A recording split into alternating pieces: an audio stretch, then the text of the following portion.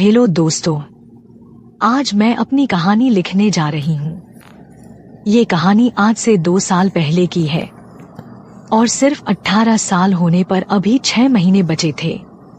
मेरे परिवार में पापा, मम्मी और 2 छोटी बहनें हैं। मम्मी पिंकी के जन्म के बाद से ही बीमार चल रही थी और एक दिन उनका देहांत हो गया। हमारी रिश्तेदारी में सिर्फ एक ही बुआ है जो दूसरे शहर में रहती हैं। जब मम्मी का देहांत हुआ तो मैं 15 साल की थी। मम्मी के देहांत के बाद बुआ अपने बच्चों के साथ कुछ दिन हमारे घर पर आ गई। माँ की मौत के बाद मेरा भी स्कूल जाना बंद हो गया था, क्योंकि मम्मी की मौत के बाद घर की सारी जिम्मेदारी मुझ पर आ गई थी और मेरा सारा दिन घर संभालने और रिंकी और पिंकी को संभालने चला जाता था। पापा भी उदास रहने लगे थे और उनके चेहरे पर हर वक्त एक उदासी सी रहती थी। पापा को यूं उदास देखकर मैं और बुआ अंदर ही अंदर काफी उदास थी, पर कोई कर भी क्या कर सकता था, क्योंकि मम्मी की मौत का गम आसा था जिसे इतनी जल्दी भुलाया नहीं जा सकता था। इसी तरह दिन बीत रहे थे कि एक दिन मैं और बुआ पापा के कमरे में उनका बिस्तर ठीक कर रहे थे। तभी मुझे लगा कि बिस्तर पर कुछ गिरा हुआ। जब मैंने उसे छू कर देखा तो मेरा सारा हाथ एकदम चिपचिपा सा हो गया, क्योंकि कुछ गिरा पड़ा हुआ था। मैं ये सोच रही थी कि हो सकता है पापा से कहीं कुछ गिर गया होगा, पर मैंने उसे साफ करने से पहले मुझे ये जानने की इच्छा होने लगी कि आखिर यह क्या है। मैंने जैसे ही बुआ को वो दिखाया और उनसे पूछा, बुआ ये क्या और ये यहाँ कैसे गिरा? बुआ शादीशुदा औरत थी जो देखती ही समझ गई, पर उन्होंने मुझसे कुछ नहीं कहा और मुझे साफ करने को कहा। अब मैंने भी बुआ से कोई सवाल जवाब किए बिना ही साफ कर दिया और सारा दिन बुआ का मूड भी कुछ उखड़ा उखड़ा था और उन्होंने मुझसे कुछ ज्यादा बात नहीं की। अगले दिन बुआ ने रात में मुझे अपने पास बुलाया और कहा, बेटी मैं तुम्हें एक बात कहना चाहती हूँ, अगर तुम ठंडे दिमाग से सोचो तो। मैंने भी सर हिला दिया और बुआ से कहा, आप जैसा कहोगी वैसा ही होगा। बुआ ने कहा, मैं वैसे 2-3 दिन बाद वापस अपने घर चली जाऊंगी, उसके बाद तुम्हें ही इस घर की देखभाल करनी पड़ेगी। अब भी तुम्हें अपनी छोटी बहनों की देखभाल एक माँ की तरह करनी होगी। अब तुम ही इनके लिए माँ हो और एक बात, घर मर्दों से नहीं औरत से ही चलती है। अब तुम्हें इस घर को एक लड़की की तरह नहीं बल्कि एक औरत की तरह संभालना है, क्योंकि तुम्हारे पापा तो नौकरी और बाहर का ही काम देख सकते हैं। बुआ ने दोनों बहनों को भी बुला लिया और उन्हें कहने लगी कि आज से तुम इसे दीदी नहीं मम्मी बुलाओगी। दोनों बहनों ने भी हाँ में सर हिला दिया। फिर बुआ ने मेरी ओर देखकर कहा, अब इनको एक बड़ी बहन की नहीं माँ की जरूरत है। जब बुआ ने ये बात कही तो मुझे थोड़ा सा अटपटा लगा और थोड़ी सी अंदर ही अंदर एक अजीब सा कुछ महसूस होने लगी। फिर बुआ ने कहा कि खाने की तैयारी कर लो, और वो अपने काम में लग गई और मैं भी खाने की तैयारी में लग गई। रात को जब सब खाना खाने बैठ गए तो रिंकी ने कहा, मम्मी मुझे सब्जी देना।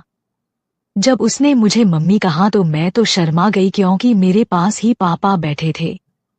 उन्हें भी थोड़ा अजीब लगा, पर बुआ ने पापा को समझाया कि बड़ी बहन माँ समान होती है, लेकिन मैं नजरें नहीं उठा पा रही थी और दोनों मुझे लगातार मम्मी बोले जा रही थी। आज पापा के चेहरे पर भी उदासी की जगह एक अलग ही मुस्कान तैर रही थी। मैं उनसे नजर ही नहीं मिला पा रही थी। खाना खत्म होने के बाद सब अपने अपने बिस्तर पर चले गए और मैं बर्तन धोने के लिए रसोई चली गई। आज मुझे कुछ अजीब ही लग रहा है। हाँ, सच में एक अजीब ही स्थिति थी। बर्तन धोकर माँ अपने बिस्तर पर चली गई। मेरे साथ ही मेरी दोनों बहन मेरे साथ ही सो रही थी। उस रात मैं सारी रात अजीब सी कल्पना में खोई हुई रही। अगले दिन दोनों बच्चों को तैयार करके उन्हें स्कूल भेज दिया। बच्चों के स्कूल जाने के बाद पापा ने कहा, निशी मेरा नाश्ता तैयार कर दो, मुझे भी ड्यूटी पर जाना है। मैंने जल्दी से खाना तैयार किया और फिर पापा चले गए। पापा के सामने मैं आज भी नजर नहीं मिला पा रही थी, लेकिन उनकी आंखों में मुझे आज कुछ अलग ही चमक दिखाई दे रही थी। जैसे उन्हें कुछ मिल गया हो। पापा के जाने के बाद बुआ ने मुझसे कहा, निशी अब तुमने घर को अच्छी तरह संभल लिया है। अब एक बात और है कि तुम्हारे पापा यहाँ से पोस्टिंग करवा रहे हैं।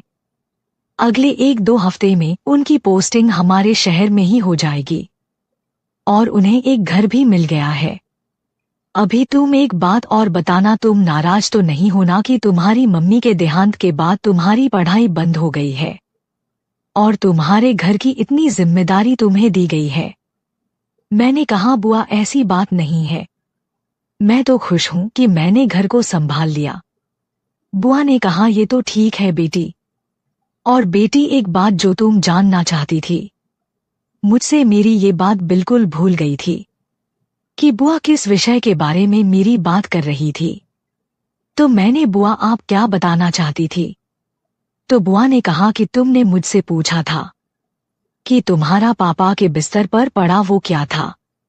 बेटी, दरअसल तुम्हारे पापा को अब तुम्हारी मम्मी की कमी बहुत खल रही है, इसलिए तो उनकी सेहत पर कितना बुरा असर पड़ता है और मैं उनकी बहन होने के नाते ये कभी नहीं चाहूंगी कि वो अपनी जिंदगी अपने हाथों से बर्बाद करे। मेरी बुआ की बात का मतलब मैं समझ रही थी कि बुआ क्या कहना चाहती हैं। फिर मैंने बुआ से कहा, बुआ जी तो फिर आप ही पापा को समझाएं कि वो इस तरह से अपनी जिंदगी बर्बाद मत करे। बुआ ने कहा, निशी अब वो मेरे कहने पर नहीं रुक सकती, क्योंकि मैं जानती हूँ रात को एक मर्द का औरत के बिना रहना कितना मुश्किल है और तुम्हारे पापा पिछले 5 सालों से बीवी के होते हुए भी अकेले ही तुम लोगों के लिए जी रहे थे। अब अगर कोई तुम्हारे पापा को कोई समझा सकता है तो वो एक औरत ही है। देखो, मेरी बात का बुरा मत मानना, जब तक तुम्हारी मम्मी थी तब तक मैंने तुम्हारे पापा से दूसरी शादी करने की बात भी नहीं की थी। अब जब तुम्हारी मम्मी नहीं है और मैं जानती हूँ कि वो पत्नी के बिना नहीं रह सकते, पर तुम तीनों बहनों की खातिर अपनी जिंदगी अपने हाथों से बर्बाद कर लेंगे, जो मैं हरगिज नहीं होने दूंगी। इसलिए मैं ये सोचती हूँ कि अब मुझे तुम्हारे पापा की दूसरी शादी करवानी पड़ेगी। बस मुझे अब यह चिंता है कि पता नहीं तुम्हारी सौतेली माँ तुम्हारे साथ और बच्चों के साथ कैसा व्यवहार करेगी। तुमने अच्छा किया जो इतनी बड़ी जिम्मेदारी उठा ली। निशी, तुम्हें एक बात और कहना चाहूंगी, अगर तुम मेरी बात सोच समझकर मानोगी तो। मैंने कहा, बुआ आप जो कहोगी वो मैं मानूंगी। उनको कहा, देखो बेटी, तुम्हारी मम्मी की मौत का सबसे ज्यादा असर तुम्हारे पापा पर पड़ा है, क्योंकि लाइफ के इस दोराहे पर वो बिल्कुल अलग पड़े हैं। मैंने कहा, बुआ मैं समझती हूँ। उन्हें कहा कि तुम भी अब जवान हो गई हो और देखने में भी अपनी मम्मी की तरह खूबसूरत हो अगर तुम। यह कहकर बुआ खामोश हो जाती हैं। बुआ ने इस बात पर जोर दिया कि मैं जवान हो गई हूँ। मेरे जवान होने पर जोर दिया तो मुझे कुछ अलग ही महसूस हुआ, लेकिन मैं कुछ बोली नहीं। मैंने बुआ से पूछा, अगर तुम आगे क्या? बुआ चुप रही, लेकिन मैंने जोर दिया तो बुआ ने कहा, जो मैं तुम्हें कहना चाहती हूँ वो शायद तुम्हें बुरा लगे, लेकिन मैंने जोर देकर कहा, बुआ मैं बुरा नहीं मानूंगी। फिर उन्होंने कहा, तुम्हारे पापा अभी केवल कुछ साल के हुए हैं और देखने में भी एकदम 28 के लगते हैं, फिट और तंदुरुस्त हैं। तुम्हारी मम्मी की मौत के बाद उनकी जिंदगी में बिना औरत के एक खालीपन आ गया। मैं चाहती हूँ उनका वो खालीपन भर जाए। मैंने कहा, कैसे? उन्हें कहा, जैसे तुम अपनी बहन की मम्मी बन सकती हो तो अपने पापा की पत्नी भी बन सकती हो। ये सुनके तो मेरे होश ही उड़ गए। मैं सिर्फ 15 साल की बच्ची थी, अपने पापा के बारे में ऐसा सोच भी नहीं सकती थी कि मैं पापा से शादी करके उनकी पत्नी बनूंगी और उनके बच्चों की मम्मी बनूंगी। बुआ ने ये क्या कह दिया? काफी देर तक एक खामोशी रही, फिर बुआ ने ही कहा, क्या हुआ निशी? मैंने कहा, बुआ ये आप क्या बोल रही, ऐसा नहीं हो सकता क्योंकि वो मेरे पापा हैं। बुआ ने कहा, मुझे पता था तुम ऐसा ही बोलोगी, इसलिए मैं तुम्हें नहीं बताना चाहती थी। तुम लोगों को तो सिर्फ अपनी फिक्र है और दूसरे की नहीं। तुम तो 2 और 3 साल बाद शादी करके अपने घर चली जाओगी और फिर तुम्हारी बहनें भी चली जाएंगी। तुमने सोचा है अकेला जीना कितना मुश्किल है? अगर पापा ने दूसरी शादी किसी और लड़की से कर ली तो वह तुम्हारी बहनों के साथ तुम्हारे साथ पता नहीं कैसे बर्ताव करेगी। तुम ही देख लो, तुम्हारी मम्मी जिंदा थी तब तुम्हारे पापा कितने खुश थे, और अब देख लो, उन्हें एक औरत के प्यार की जरूरत है। अगर किसी दूसरी लड़की के साथ शादी कर भी ली जाए तो पता नहीं वो कैसी निकलेगी। वैसे भी अभी वो जवान है, स्मार्ट है, और तुम भी काफी खूबसूरत हो, अपने पापा को खुश रखने के काबिल हो। जवान लड़की को इस उम्र में साथी की बहुत चाहत होती है, वो तुम्हें हर तरह से खुश रख सकते हैं। अपने पापा से शादी करके तुम अपने पापा का जीवन और अपनी बहनों का भविष्य के साथ खुद भी एक अच्छी जिंदगी जी सकती हो। ये बात बुआ की बिल्कुल सच है। मेरा दिल थोड़ा सा पिघलने लगा। मैं पापा के बारे में सोचने लगी। सोचते सोचते ही बुआ ने मुझसे पूछा, क्या ख्याल है? बुआ को भी लगा मैं पिघल रही हूँ। बुआ ने कहा, निशी तुम ये मत सोचो कि तुम्हारे पापा हैं। बस एक बार सिर्फ ये सोचो कि वो एक इंसान ही है और तुम उनकी बेटी नहीं, एक औरत हो। क्या कमी है तुम्हारे पापा में? अभी भी बहुत सुंदर जवान हैं। और मुझे यकीन है कि अगर तुम्हारे पापा आज भी तुम्हारे जैसी किसी लड़की को प्रपोज कर दे तो शायद ही मना करे।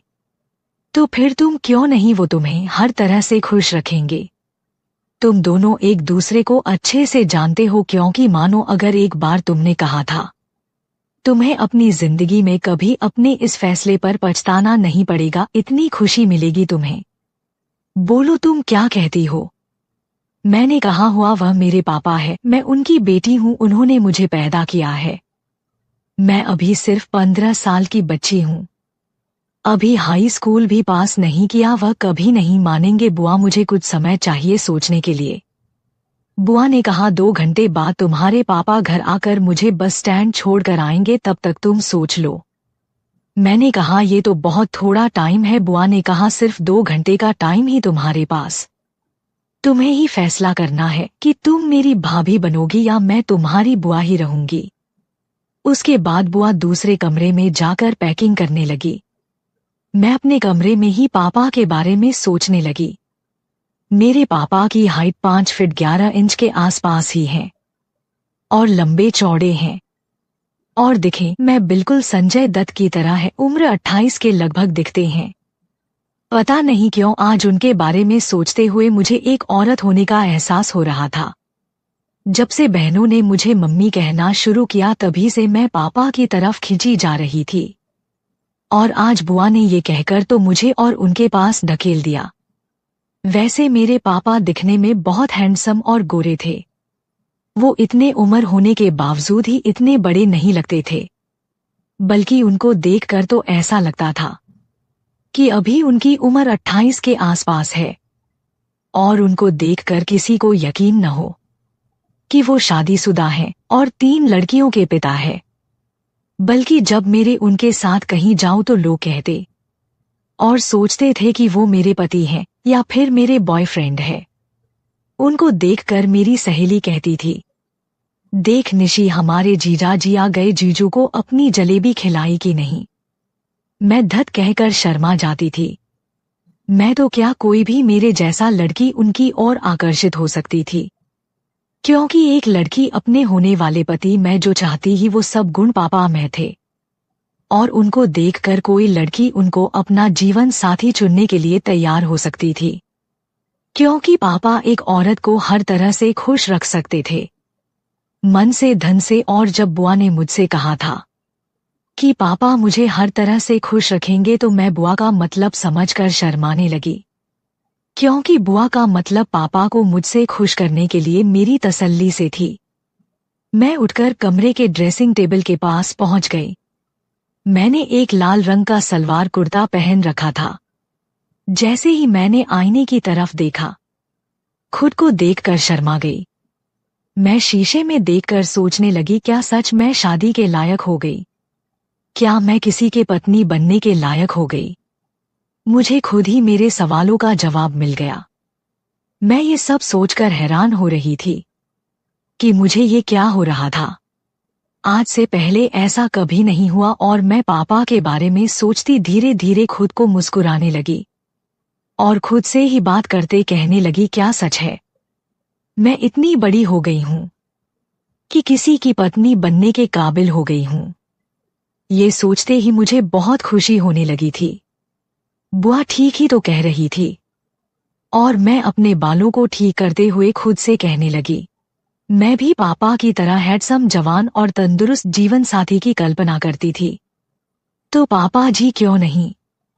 मेरी तमन्ना पूरी होने के साथ मेरी बहनों का भी भविष्य सुरक्षित हो जाएगा। कोई अनजान मेरे साथ पता नहीं कैसे बर्ताव करेगा। वो मेरे पापा हैं, मैं जानती हूँ। मुझे बहुत प्यार करेंगे, पर डर लगता है कि मैं उनको झेल भी पाऊंगी कि नहीं और उनका साथ कैसे दे पाऊंगी। फिर मैंने सोचा, आज नहीं तो कल किसी ना किसी की पत्नी बनकर संभालना ही है। तो फिर पापा को क्यों नहीं संभाल सकती? आखिर वो एक मर्द ही और मैं एक औरत हूँ। और पापा भी आज जल्दी आ गए।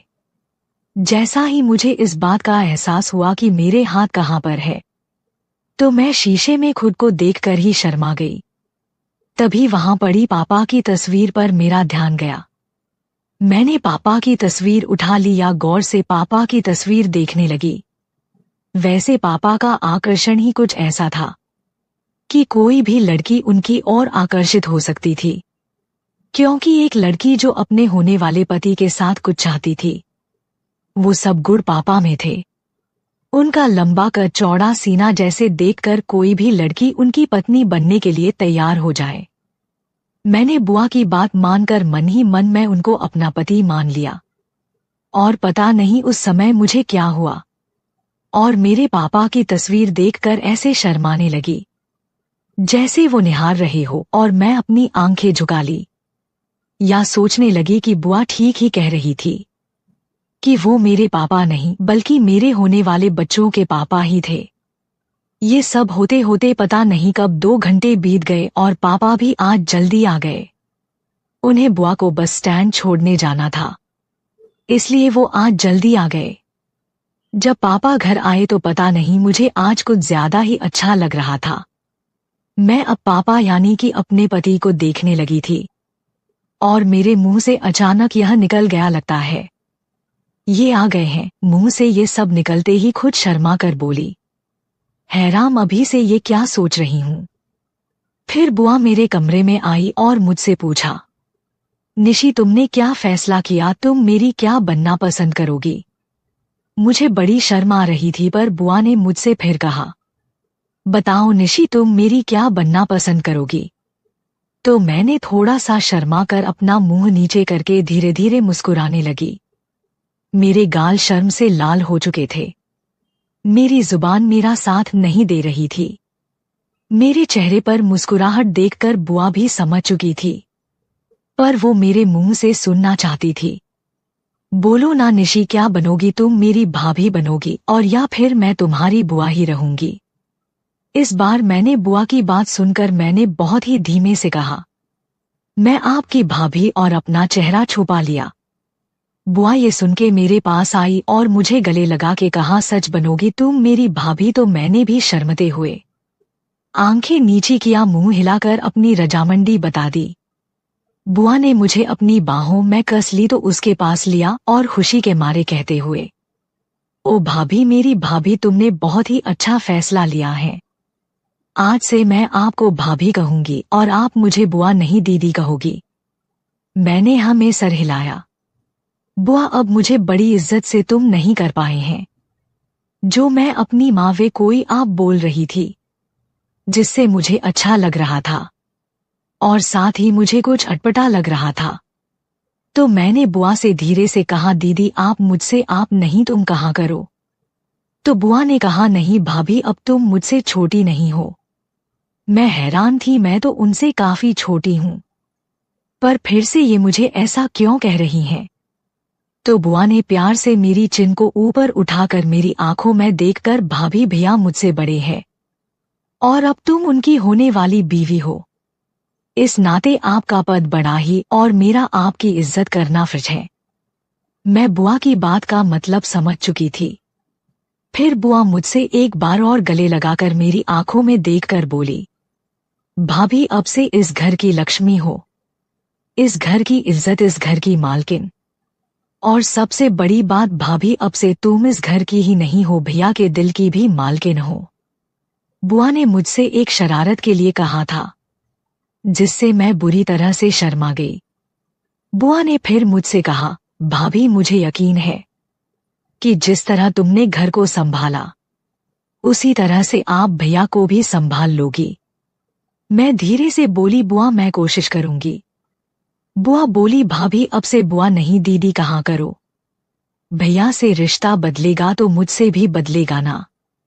भैया तुम्हारे पति हुए तो उनकी बहन तुम्हारी ननद क्यों, सही कहा ना। और तुम्हारी मम्मी और मेरा रिश्ता ननंद भाभी से बढ़कर एक सहेली जैसे था।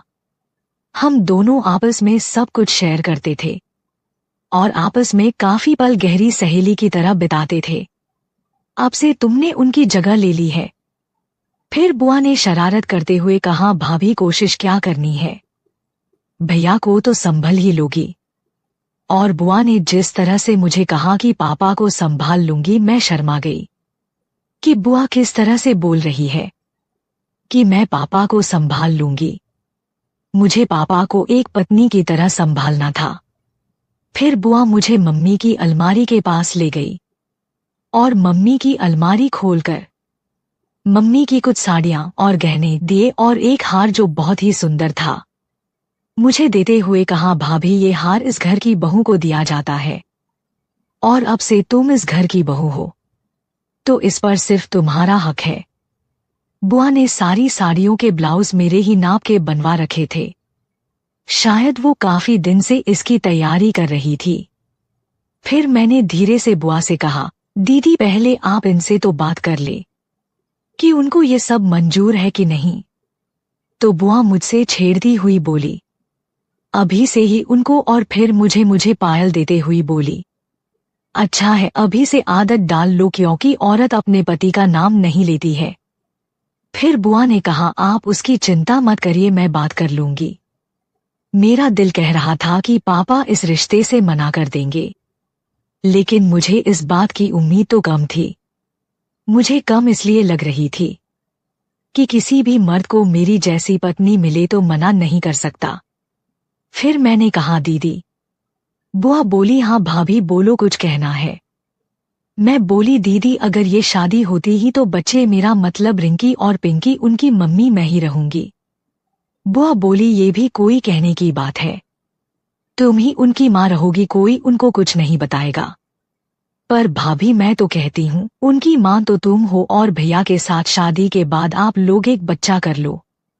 बुआ के मुंह से पापा और अपने बच्चे की बात सुनकर मैं शर्म से पानी पानी होते हुए चेहरा झुकाकर धीरे से बोली, दीदी मैं बच्चे के लिए मना थोड़े ही कर रही हूँ, पर मैं उस लायक तो हो जाऊं। दीदी मुझे 6 साल का समय तो दो, मैं तो बस ये कह रही हूँ कि और बच्चे होने से आपके भैया का प्यार रिंकी और पिंकी के लिए कम ना हो, और तब तक यह बच्चे भी बड़े और समझदार हो जाएंगे, हमारा प्यार भी नहीं बटेगा। बुआ बोली, तुम क्या कुछ सोच रही हो, ऐसा कुछ नहीं होगा, बस तुम दोनों को प्यार होना चाहिए। बुआ शरारत करते हुए बोली, मैं सब समझती हूँ, तुम अभी क्यों मना कर रही हो, ताकि अपने पापा के साथ। मैंने कहा, धत दीदी कैसी बातें कर रही हैं। दीदी बोली, अपनी भाभी के साथ मजाक भी नहीं कर सकती, अब हम सहेली हैं नंद भाभी होने के साथ। फिर पापा उनका सामान उठा के गाड़ी की डिग्गी में रखने लगे। फिर बुआ ने कहा, भाभी तुम भी हमारे साथ बस स्टैंड चलो। मैंने पापा की तरफ देखा तो उन्हें बैठने का इशारा किया। मैं जैसी ही पिछली सीट पर बैठने लगी, बुआ ने कहा, निशी तुम यहाँ बैठो, और मुझे आगे बैठा दिया। मैं आगे बैठ गई, लेकिन आज आगे बैठने का कुछ अलग ही माहौल महसूस कर रही थी। हम बस स्टैंड पहुंच गए और बुआ को बैठाकर घर की तरफ चल दिए।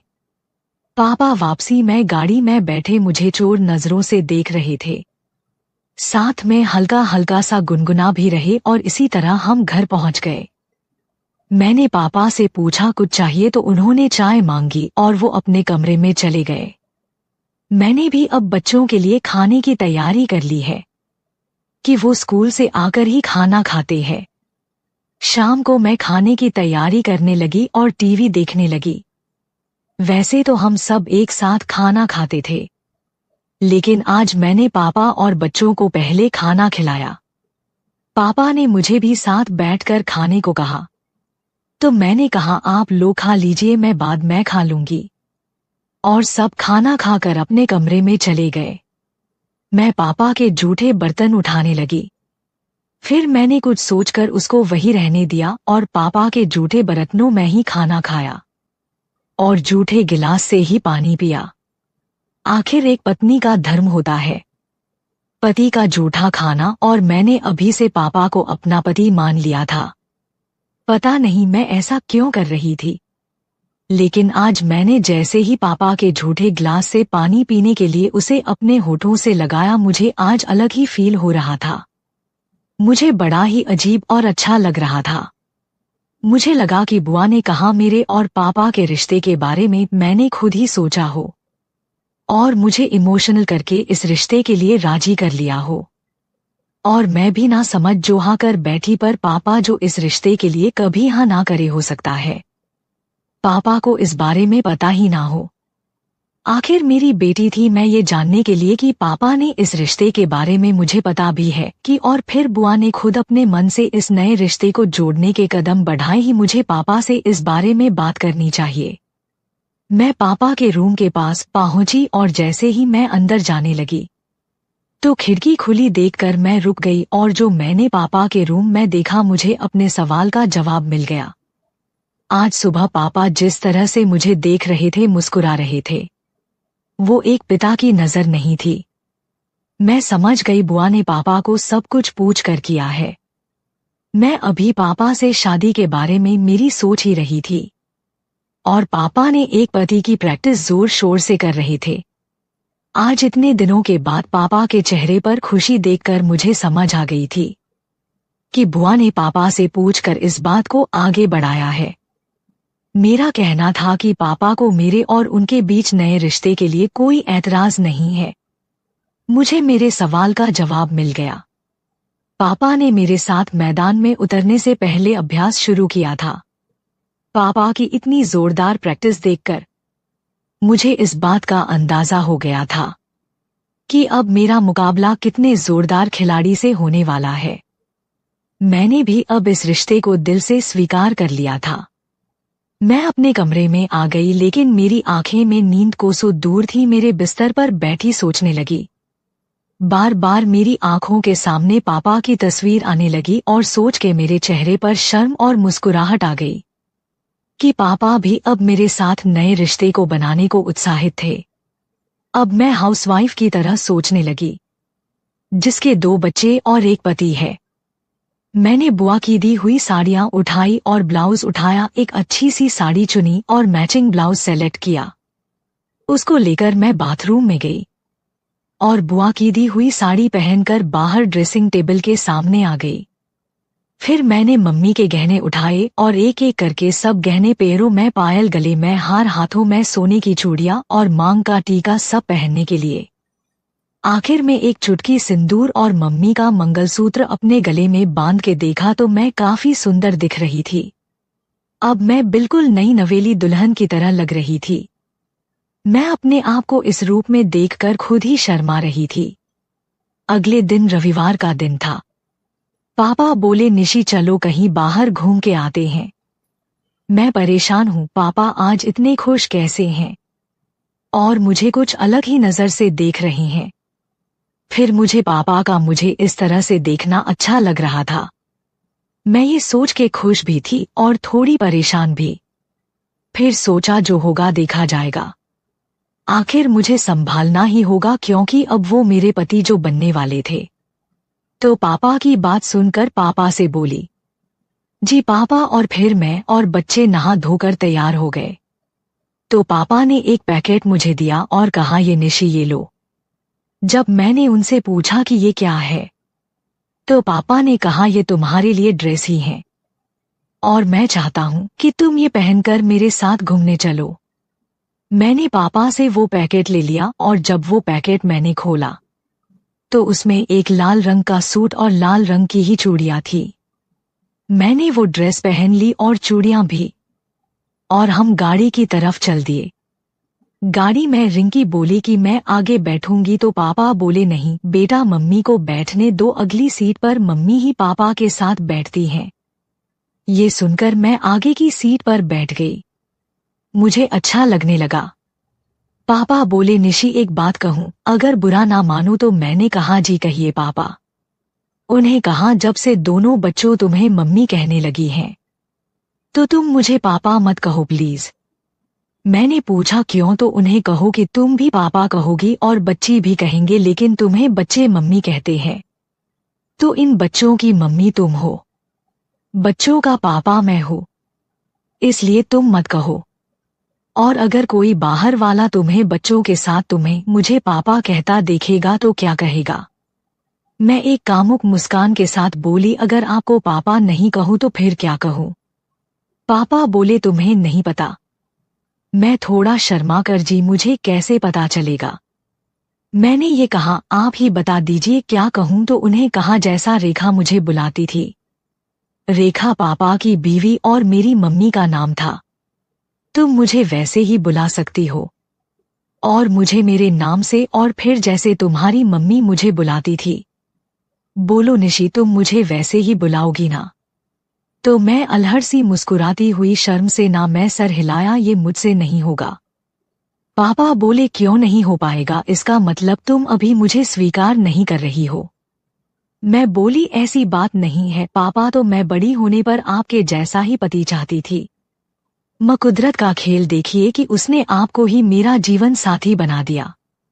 दोस्तों आगे की रोमांटिक कहानी दूसरे वीडियो में है। हेलो दोस्तों, आपको यह कहानी कैसी लगी कमेंट बॉक्स में जरूर बताएं। और आपसे निवेदन करती हूँ कि अगर आप हमारे चैनल पे नए हैं तो हमारे चैनल को सब्सक्राइब करके हमें सपोर्ट करें। हम आपके लिए रोमांटिक कहानियां लाते रहेंगे। धन्यवाद।